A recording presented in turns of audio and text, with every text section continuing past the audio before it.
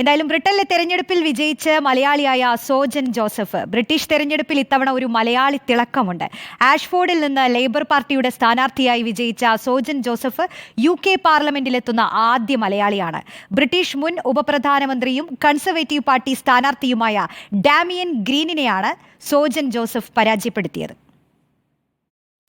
അതെ, അങ്ങനെ ബ്രിട്ടീഷ് പാർലമെന്റിൽ ഇനി മലയാളത്തിൻ്റെ കോട്ടയത്തിൻ്റെ ശബ്ദം കൂടി ഉയർന്നു കേൾക്കാൻ പോവുകയാണ്. ഏതായാലും സോജൻ ജോസഫിൻ്റെ വീട്ടിൽ സുഹൃത്തുക്കളും നാട്ടുകാരും ഒക്കെ എത്തിയിട്ടുണ്ട്. വലിയ ആഘോഷത്തിൽ തന്നെയാണുള്ളത്. നേരത്തെ ഈ മധുരപലഹാരം വിതരണം ചെയ്യുന്നതിലും പടക്കം പൊട്ടിക്കുന്നതൊക്കെ തിരക്കിലായിരുന്നു. ഇപ്പോൾ സോജൻ ജോസഫിൻ്റെ പിതാവ് കൂടി നമ്മളോടൊപ്പം ഉണ്ട്. എന്ത് തോന്നുന്നു? ആകെ മൊത്തത്തിൽ ഹാപ്പിയാണ്. ഭയങ്കര സന്തോഷം. എനിക്ക് തന്നെയല്ല, എൻ്റെ മക്കൾക്കും നാട്ടിനും എല്ലാവർക്കും ഭയങ്കര സന്തോഷം. വിജയിച്ചതിന് ശേഷം ഫോൺ വിളിച്ചു ഒന്നും വേണ്ടിയ സമയമില്ല. 2 ദിവസമായി ആഹാരം കഴിച്ചെന്നും പറഞ്ഞ് പോയി കിടക്കാൻ പോകുന്നു. ബ്രിട്ടീഷ് പാർലമെന്റ് MP-യുടെ പിതാവ് കൂടിയാണ് ഇനി അങ്ങനെ കൂടെ അറിയപ്പെടാൻ പോകുക. അങ്ങനെ അറിഞ്ഞാലേ ശരിയാവുള്ളൂ. ഇവരൊക്കെ വലിയ സന്തോഷത്തിലാണ്. നേരത്തെ ഈ സോജൻ ചേട്ടന് ഈ രാഷ്ട്രീയമൊക്കെ ഉണ്ടായിരുന്നു. എങ്ങനെയായിരുന്നു? നേരത്തെ രാഷ്ട്രീയം ഇല്ലായിരുന്നു. പഠിക്കുന്ന കാലത്ത് രാഷ്ട്രീയമൊന്നും ഇല്ലായിരുന്നു. പിന്നെ ലണ്ടനിൽ പോയി കഴിഞ്ഞപ്പോഴാണ് ഇങ്ങനെ ലേബർ പാർട്ടി ചേർന്നതായിട്ടൊക്കെ ഞങ്ങൾ അറിഞ്ഞത്. പക്ഷേ ഇതുപോലൊരു തിളക്കമാർന്ന വിജയം ലഭിക്കുമെന്ന് ഞങ്ങൾ ആരും തന്നെ പ്രതീക്ഷിച്ചല്ല.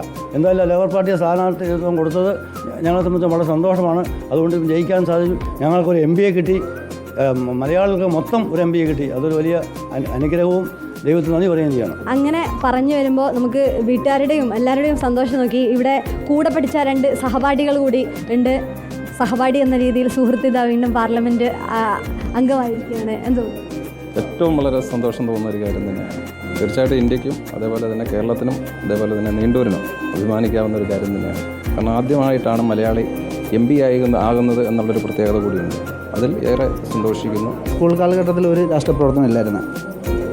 പുള്ളി അത്ലറ്റിക്കായിട്ട് നല്ല ഇതായിരുന്നു. ഓട്ടത്തിനും ചാട്ടത്തിനും അതുപോലെ മാരത്തോൺ ഓട്ടക്കാരനായിരുന്നു.